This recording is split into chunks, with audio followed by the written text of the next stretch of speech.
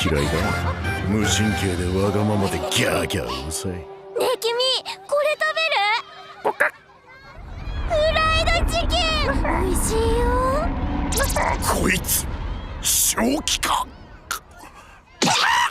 面白いもん見つけたぜ。そんなことしたらかわいそうでしょ。あ、うるせえクソガキ。行こうぜ。すげえトサカ。自分だってガキじゃん。そうだそうこいつどうする？俺食ってみて。バカ、変な病気持ってたらどうすんだよ。そっか。それよか、うちの猫の餌にするってのはどう？あ、それいいね。待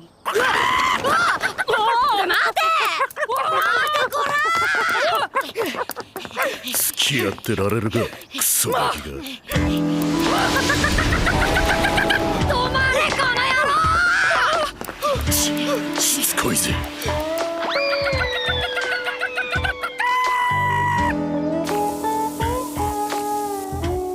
待ちやがれ。お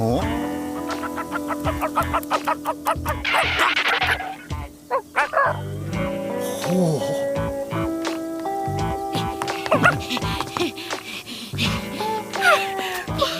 どうしたんだい？その鶏、俺たちのなんだ。